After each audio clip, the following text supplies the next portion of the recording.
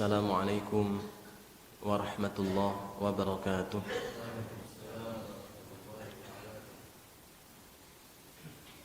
Innal hamdalillah nahmaduhu wa nasta'inuhu wa nastaghfiruh wa na'udzu billahi min syururi anfusina wa sayyiati a'malina. May yahdihillahu fala mudhillalah wa may yudlil fala hadiyalah.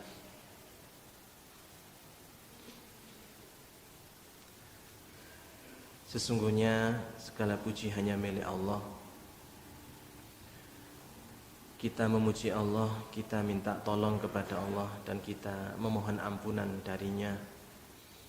Kita berlindung kepada Allah Subhanahu wa ta'ala dari keburukan nafsu-nafsu kita, dan kita juga minta perlindungan kepada Allah dari jeleknya perbuatan-perbuatan kita. Barang siapa diberi petunjuk oleh Allah, tidak ada yang bisa menyesatkannya, dan barang siapa disesatkan oleh Allah, maka tidak ada yang bisa memberikan petunjuk kepadanya. Allahumma salli ala nabiyyina Muhammadin wa ala alihi wa ashabihi ajma'in. Ya Allah, sampaikan salawat beserta salam kami kepada Nabi kami, Nabi Muhammad sallallahu alaihi wasallam, beserta keluarga beliau, sahabat-sahabat beliau, dan seluruh pengikut-pengikut beliau ila yaumil qiyamah nanti. Rabbana zidna ilma warzuqna fahma.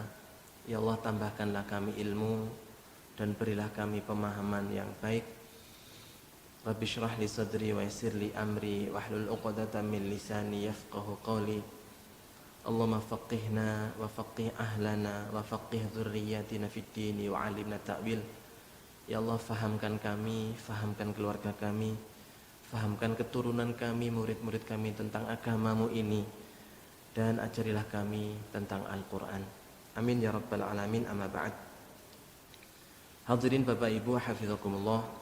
Alhamdulillah, kita semua bersyukur kepada Allah tentunya di kesempatan pagi ini masih bisa memenuhi panggilan Allah Ta'ala, dan kita terus berdoa semoga Allah Subhanahu wa Ta'ala mewafatkan kita dalam ketaatan-ketaatan seperti ini.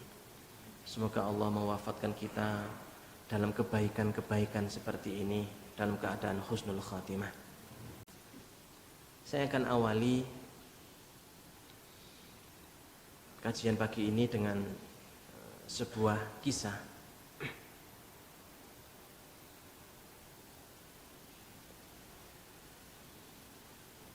Suatu hari beberapa sahabat radhiyallahu anhu ajma'in melakukan perjalanan safar, ya, rombongan, cuma Rasulullah nggak ikut. Perjalanan jauh sampai tiba di sebuah perkampungan. Namanya musafir. Para hadirin, para sahabat minta izin kepada penduduk kampung tersebut untuk mampir menginap.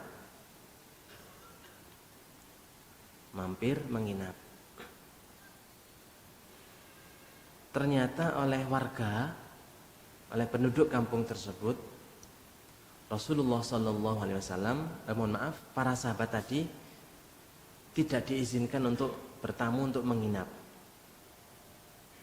Ya, musafir, para sahabat ini musafir, izin menginap ke warga nggak diizinkan. Akhirnya para sahabat ini bermalam di samping kampung. Ya, bapak-bapak hadirin, kalau kita menyebut kata kampung di dalam hadis ini, maka jangan bayangkan kayak Tanjung Perak ini, ya. Perumahan banyak, rumah-rumah, sehingga enggak. Ya, waktu itu rumah sangat sedikit, ya. Kalau tidak nginep di rumah, ya berarti di padang pasir. Kayak membuat tenda-tenda seperti itu.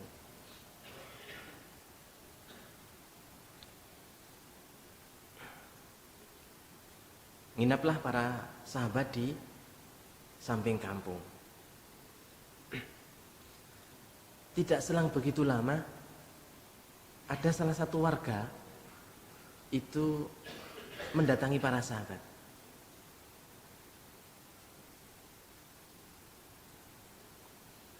Terjadilah dialog antara warga ini, salah satu perwakilan warga ini dengan para sahabat.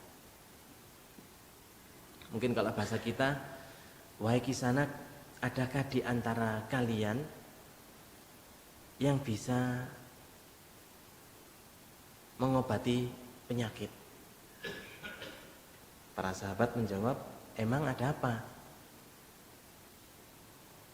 Perwakilan penduduk tadi, warga tadi mengatakan, kepala kampung kami habis disengat hewan berbisa.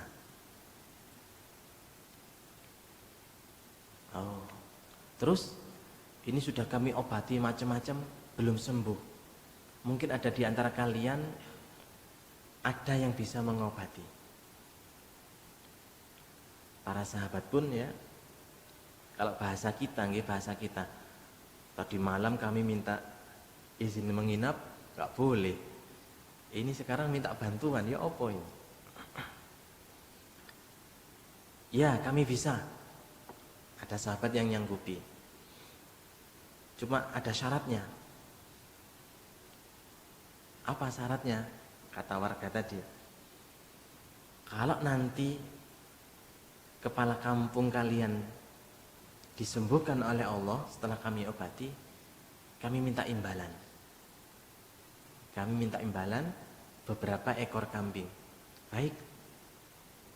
Pokok kepala suku kami, kepala kampung kami bisa sembuh, kalian akan mendapatkan apa yang kalian minta. Akhirnya para hadirin, perwakilan sahabat datang ke kampung tadi, ya, ketemu sama kepala suku. Ternyata betul habis disengat hewan berbisa. Di sebuah riwayat disebutkan ular, tapi di riwayat yang lain tidak disebutkan nama hewannya, tidak disebutkan. Tapi di riwayat yang lain disebutkan yang dimaksud hewan berbisa ini adalah ular. Akhirnya para sahabat tadi dibacakan surat Al-Fatihah. A'udzubillahi minasyaitonirrajim. Bismillahirrahmanirrahim. Alhamdulillahirabbil alamin sampai selesai waladhdallin. Diludahi. Ya. Seperti itu. Sudah ditinggal. Sudah kami obati. Kembali, sahabat tadi kembali ke rombongan di pinggir kampung. Para hadirin, biiznillah, dengan izin Allah tentunya, sembuh si kepala suku ini. Kondisinya berangsur-angsur membaik. Senang, warga kampung senang, suka sekali. Datanglah ya beberapa warga kampung menemui para sahabat radhiyallahu anhu ajma'in sambil membawa apa? Beberapa ekor kambing. Para sahabat itu kaget, wah ada apa ini?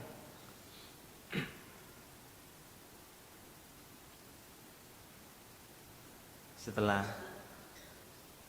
terjadi dialog, intinya warga kampung, kepala kampung sembuh dan warga ingin menepati janjinya, memberikan hadiah beberapa ekor kambing kepada para sahabat tadi yang sudah mengobati tadi. Baik, kambing diterima. Para sahabat senang nih, musafir dapat tambahan bekal ya, berapa ekor kambing. Terjadilah dialog para hadirin di internal para sahabat ini. Ayo kita sembelih, ayo kita gini. Ada salah satu sahabat yang usul, sebentar. Kita lapor Rasulullah dulu nih. Ya. Boleh nggak kambing ini kita makan? Jangan-jangan nggak boleh. Enggak, jangan disembelih dulu. Jangan dimasak dulu. Jangan dimakan dulu. Kita lapor Rasulullah dulu. Sallallahu alaihi wasallam. Akhirnya para hadirin betul, beberapa ekor kambing tadi tidak jadi disembelih, tidak jadi dimakan oleh para sahabat. Para sahabat lanjutkan perjalanan, ya, sampai hajat selesai, kembali ke kota Madinah. Setelah tiba di kota Nabi Sallallahu Alaihi Wasallam, beliau menemui Rasul yang mulia Sallallahu Alaihi Wasallam. Ya Rasulullah, diceritakan semuanya. Kami kemarin rombongan mengadakan perjalanan, ya. Di tengah perjalanan kami ingin menginap, ya, bertamu ke warga, tetapi tidak diizinkan. Kemudian dijelaskan semuanya, termasuk setelah dapat apa? Hadiah beberapa ekor kambing tadi. Rasulullah mengatakan, bertanya, mana kambingnya? Masih ada ya Rasulullah. Aku bertanya, kamu mengobati kepala suku itu tadi dengan apa? Dengan surat Al-Fatihah. Loh, kok kamu tahu kalau surat Al-Fatihah itu bisa sebagai jadi obat? Ya tahu, dulu kami waktu masih jahiliyah, waktu belum masuk Islam, kami terbiasa mengobati, tapi dengan bacaan-bacaan jahiliyah kami. Kalau bahasa kita nyuwuk, ya, kalau di Jawa itu adalah nyuwuk, ya, membacakan bacaan-bacaan kepada orang yang sakit. Waktu masih jahiliyah, ya dibacakan mantra-mantra jahiliyahnya. Lah setelah kami masuk Islam, kami mendapati ayat-ayat Al-Quran, dibacakan mantranya dengan ayat-ayat Al-Quran, yaitu surat Al-Fatihah. Rasulullah kemudian mengatakan, la ba'sa ma lam yakun syirkan. La ba'sa birruqa ma lam yakun syirkan. Oh ya, ya enggak apa-apa. Mantra-mantra enggak apa-apa, asalkan tidak mengandung kesyirikan. Dan kalau bisa saya dikasih, ya, bagian dari kambing tadi. Para hadirin Bapak Ibu hafizakumullah, kisah ini disebutkan oleh para ulama, ya, di beberapa tafsir Al-Qur'an tentang keutamaan surat Al-Fatihah. Maka salah satu nama, ya, dari nama surat Al-Fatihah itu adalah Ar-Ruqyah. Ar-Ruqyah, yang artinya doa kesembuhan atau doa kesehatan. Mantra-mantra yang digunakan untuk doa kesehatan, doa kesembuhan. Hadirin hafizakumullah, dari kisah tadi banyak sekali manfaat, ya, ibroh, pelajaran yang bisa kita ambil di kesempatan pagi hari ini. Yang pertama, para hadirin, salah satu sunnah, ya, tapi enggak sampai pada tataran wajib, itu kalau safar, kalau bepergian, itu rombongan, ya, maksudnya lebih dari 2 orang, ya. Tentunya ini enggak sampai pada tataran wajib. Di dalam riwayat yang lain Rasulullah mengatakan, orang yang bersafar 1 orang itu syaitan, orang yang safar 2 orang itu syaitan. Tapi kalau orang safar 3 orang itu rukab. Rukab itu, ya, orang yang mengendarai kendaraan. Ini ada di kitab Riyadhus Shalihin, salah satunya juga dijadikan dasar oleh para ulama. Yang afdol bepergian itu ngajak teman. Artinya enggak sendirian, satu. Maka kalau kita lihat, tidak pernah Rasulullah Shallallahu Alaihi Wasallam itu melakukan safar, perjalanan jauh dalam rangka apapun, kecuali pasti mengajak para sahabat. Minimal 1 orang, tapi rata-rata lebih dari 1 orang, 2 orang, 3 orang, dan seterusnya. Ini yang pertama, ya. Yang kedua, para hadirin, di dalam Islam itu boleh minta izin kepada seseorang untuk nginap, boleh. Namanya tadhayyuf ya, minta bertamu, izin bertamu. Bahkan lebih dari itu menginap boleh. Satu. Ya, nomor dua gitu. Tentu dengan syarat-syarat ya. Yang ketiga sebaliknya juga dalam Islam sebenarnya ada syariat menjamu tamu, menginap di rumah itu boleh. Nanti disebutkan di dalam Riyadhus Shalihin 3 hari, maksimal 3 hari, maksimal jamuan itu 3 hari. Saya ingin menyampaikan kisah lagi terkait dengan jamu menjamu ini. Ini sebenarnya ada di bab istighfar. Di bab istighfar, cuma ada kaitannya dengan masalah bertamu.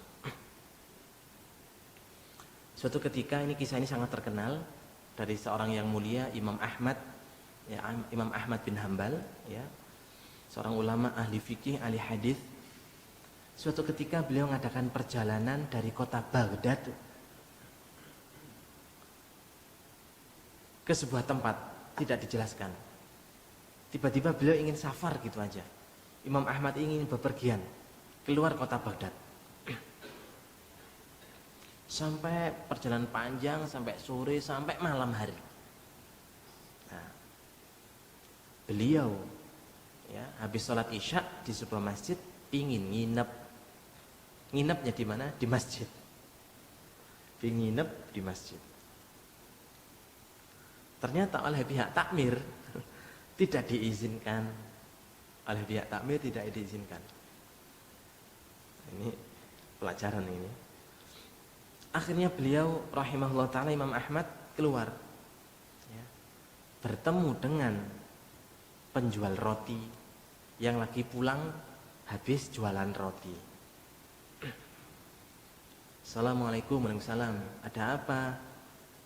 Ini penjual roti menyapa Imam Ahmad. Nggak kenal. Aku ingin nginep. Tadi mau nginep di masjid, tidak diperkenankan sama pihak pengurus masjid. Maukah engkau, kata penjual roti ini, menginap di rumahku? Aku cuma penjual roti biasa, nggak begitu mewah. Ya nggak apa-apa. Yang penting bisa nginep, bisa bermalam, aman dari bahaya macam-macam.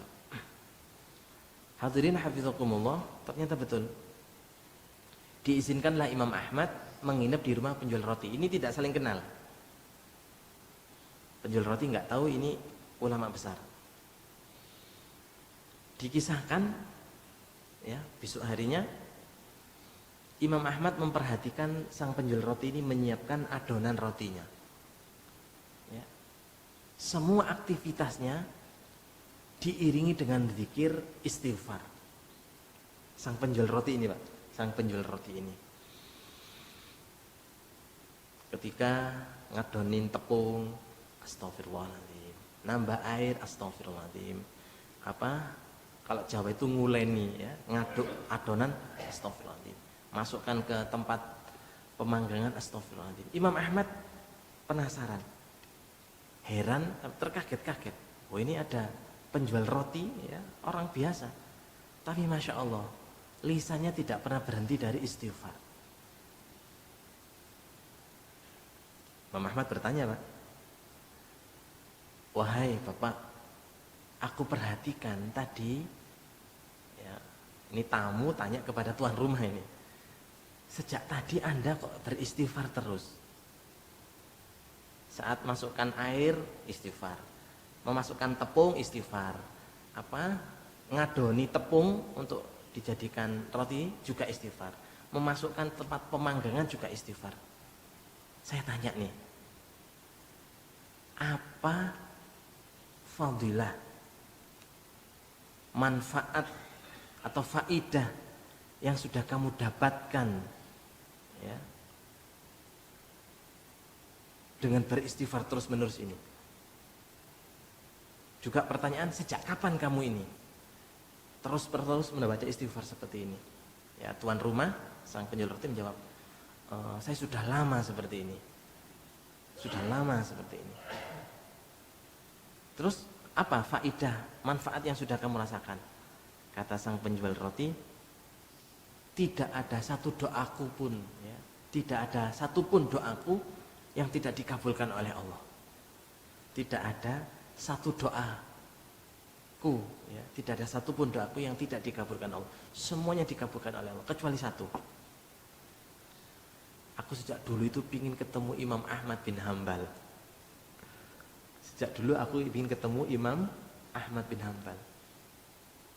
Imam bin Ahmad takbir, Allahu Akbar. Aku ini Ahmad bin Hambal.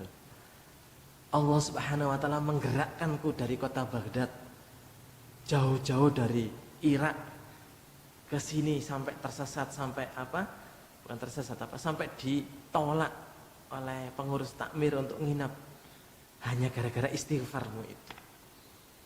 Baik para hadirin, saya tidak melanjutkan kisahnya, saya cuma ini, tradisi dalam hazanah Islam itu menjamu tamu, termasuk mengizinkan tamu untuk menginap di rumahnya, tentunya setelah ada syarat-syaratnya. Saya lanjutkan kepada kisah yang pertama ini, karena tadi ini kisah selingan. Jadi saya ulangi dari hadis tentang para sahabat yang meruqyah dengan surat Al-Fatihah tadi, ada beberapa pelajaran. Yang pertama, sunnahnya safar atau bepergian itu rombongan-rombongan. Yang kedua, sunnah atau boleh, ya, boleh minta izin bertamu, minta izin menginap di rumah seseorang, boleh. Ini ada kisah lagi ini nanti insya Allah. Kemudian juga ada sunnah dari Nabi SAW menerima jamuan, maksudnya menerima kedatangan tamu, bahkan menginap, boleh. Boleh. Dan tidak harus musafir, ya. Seorang guru boleh menginap di rumah muridnya, seorang murid boleh nginap di rumah gurunya. Ini banyak kisah-kisah ini, ya. Suatu ketika Imam Syafi'i rahimahullah ta'ala menginap di rumahnya murid beliau Imam Ahmad. Jadi ini guru nginap di rumah muridnya Imam Ahmad bin Hambal. Namanya ulama, ya, Imam Ahmad ini ulama, Imam Syafi'i juga ulama.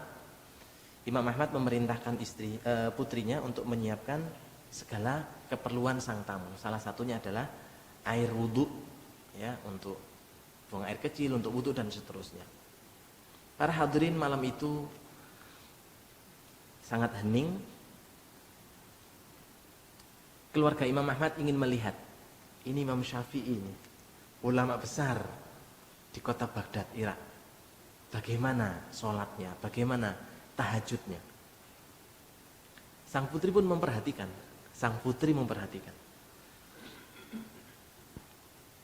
Menjelang malam, terus larut. Kok nggak kelihatan beliau sholat ya? Sampai subuh. Keesokan harinya dicek betul, air wudhu nggak berkurang. Air yang sudah disiapkan ini nggak berkurang. Air yang disiapkan nggak berkurang. Pagi-pagi ditanya, wahai Imam Syafi'i, kami sudah menyiapkan air untuk Anda, untuk wudhu, untuk bisa untuk tahajud dan segala macam. Tapi kok airnya masih utuh? Dan kami melihat Anda tidak sholat tahajud tadi malam. Imam Syafi'i menjawab, ya, tadi malam aku nggak sempat tahajud, juga nggak sempat tidur. Makanya aku nggak sempat tidur, nggak sempat wudhu, nggak sempat langai. Aku teringat satu hadis Nabi SAW. Ini kisahnya panjang. Intinya saya ambil kisah bertamunya dan saya ambil kisah menjamu tamunya. Ini, ya, pelajaran berikutnya. Yang keempat, para hadirin, dari kisah sahabat tadi bisa kita ambil pelajaran bolehnya, ya, dalam Islam ini syariat mengobati dengan surat Al-Fatihah, boleh. Aisyah radhiyallahu anha, Ummul Mukminin, juga menyampaikan, kalau Rasulullah sakit, aku bacakan surat Al-Fatihah. Kalau Aisyah yang sakit, Rasulullah yang membacakan surat Al-Fatihah kepadaku.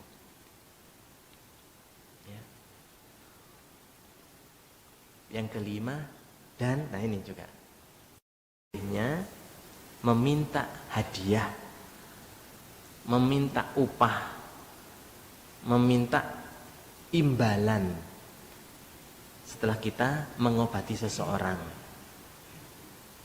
Dalam kisah tadi, para sahabat minta upah atau imbalan atau hadiah beberapa ekor kambing. Kalau satu ekor kambing 2 juta, taruhlah 3 kambing 6 juta untuk mengobati habis disengat ular berbisa. Yang berikutnya, yang nomor 6 ini Masya Allah, dan ini yang mungkin bisa kita ambil di kesempatan pagi ini, betapa para sahabat itu tidak berani mendahului Rasulullah SAW dalam sebuah hukum. Ya. Tadi dapat kambing kan, mau dimakan nggak jadi, betul? Mau dimakan nggak jadi. Sebentar. Jangan dimakan dulu kambing ini, jangan disembelih dulu. Kita lapor Rasulullah dulu, Sallallahu Alaihi Wasallam. Boleh nggak makan kambing ini? Para hadirin, memang nanti dalam Islam upah yang didapat dari ruqyah tapi yang tidak syar'i itu haram. Ya. Upah yang didapat dari meruqyah tapi yang enggak syar'i, habis dibacakan mantra-mantra yang tidak syar'i, kemudian dikasih, itu haram. Ini juga pernah terjadi. Ya, agak keluar sedikit. Abu Bakar As-Siddiq radhiyallahu an itu punya pembantu Muslim, tapi sebelumnya dia dukun. Abu Bakar As-Siddiq pernah punya pembantu mantan dukun. Suatu ketika sang pembantu menyuguhkan makanan, namanya pembantu, ya dimakanlah sama Abu Bakar As-Siddiq radhiyallahu an. Habis makan, sang pembantu baru lapor. Kalau bahasa kita, wahai tuan, tahukah Anda dari mana makanan ini berasal? Abu Bakar jawab, ya saya nggak tahu, kamu pembantu. Ini berasal dari uang yang saya dapatkan waktu saya dulu, waktu jahiliyah jadi dukun. Waktu saya pernah jadi dukun, saya dapat uang, nah ini uangnya. Sekarang tak belikan makanan, sekarang Anda makan. Kontan para hadirin, Abu Bakar memasukkan tangannya kemana? Ke mulutnya, dimuntahkan sama beliau. Nah ini, inti pembahasan kan ini, bolehnya halal upah hadiah dari mengobati seseorang, tapi pengobatan dengan cara yang benar.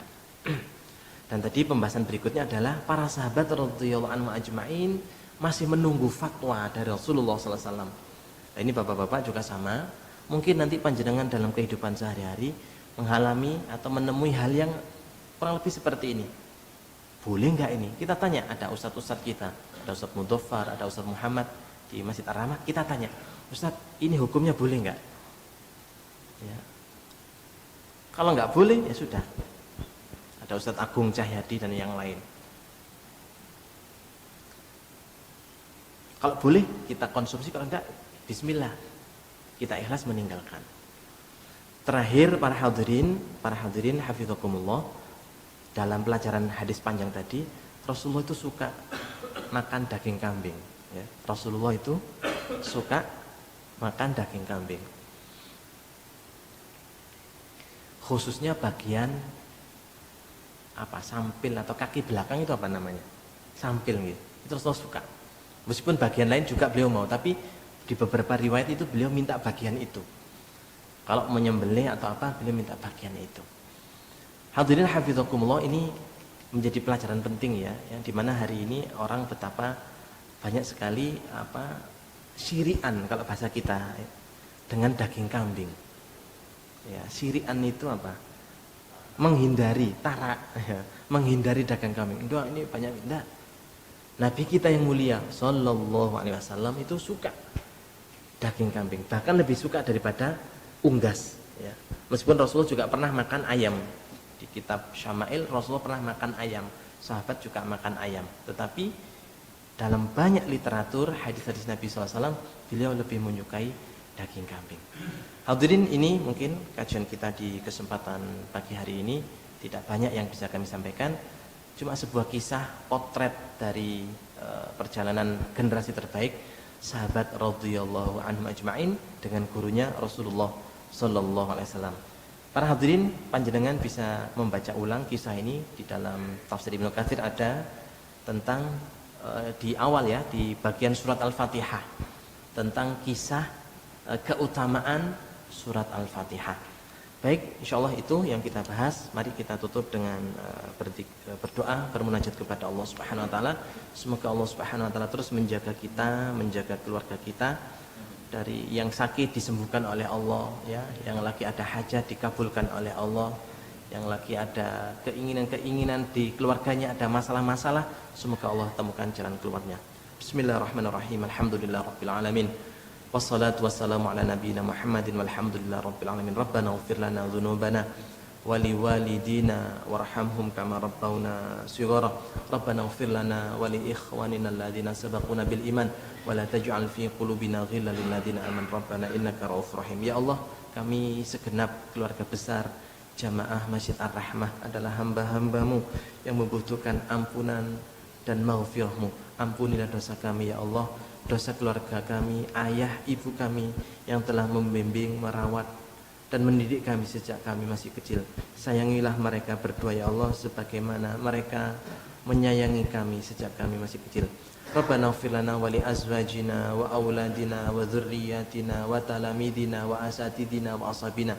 Ya Allah, ampuni pula istri kami atau suami kami, putra putri kami, keturunan kami, famili handai taulan kami, guru-guru kami, ustadz-ustadz kami, murid-murid kami, tetangga kami, rekan kerja kami semuanya ya Allah.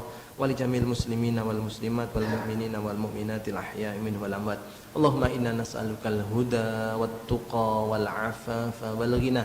Ya Allah, kami meminta kepadamu ya Allah ketakwaan, kami minta kepadamu ya Allah hidayah, kami minta kepadamu ya Allah sifat iffah. Allahumma inna nas'aluka ridhaka wal jannah wa ma qarraba ilaihi min qaulin wa amal wa na'udzubika min sakhatika wan nar wa ma qarraba ilaihi min qaulin wa amal. Ya Allah, kami meminta kepadamu ridhamu dan surgamu, kami berlindung kepadamu ya Allah dari murka dan nerakamu. Allahumma inna nas'aluka husnal khatimah wa na'udzubika min su'il khatimah. Ya Allah, jika Engkau memanggil kami, mewafatkan kami, panggil kami ya Allah membawa iman, membawa Islam, membawa amal soleh dalam keadaan husnul khatimah. Allahumma innaka ta'lam ya Allah, Engkau Maha tahu ya Allah, antal alimu bidzunubina faghfirlana. Ya Allah, Engkau Maha tahu dengan tumpukan dosa-dosa kami, maka ampuni ya Allah. Wa antal alimu bi'uyubina fastur lana. Engkau Maha tahu ya Allah dengan aib-aib yang ada pada kami, maka tutupi ya Allah. Wa antal alimu bimaradina fashfina. Engkau Maha tahu ya Allah dengan penyakit-penyakit yang sedang kami hadapi, maka sembuhkan ya Allah. Wa antal alimu bi faqrina faghnina. Engkau Maha tahu ya Allah dengan kefakiran kami, maka kayakan kami. Wa antal alimu bi jahalatina fa'alimna. Engkau Maha tahu ya Allah dengan kebodohan kami, maka ajari kami. Wa antal alimu bi hajatina min hawaijid dunya wal akhirah faqdi lana ya rabbal alamin. Engkau Maha tahu ya Allah dengan kebutuhan rumah tangga kami, kebutuhan harian kami, kebutuhan dunia akhirat kami, maka cukupilah ya Allah ya Rahman ya Rahim. Allahumma atina fid dunya hasanah wa fil akhirati hasanah wa qina adzabannar. Wa sallallahu ala nabiyyina Muhammad wa ala alihi wa sahbihi wasallam. Subhana rabbina rabbil izzati amma yasifun wa salamun alal mursalin walhamdulillahi rabbil alamin. Subhanakallahumma wa bihamdik asyhadu an la ilaha illa anta astaghfiruka wa atubu ilaik. Assalamualaikum warahmatullahi wabarakatuh.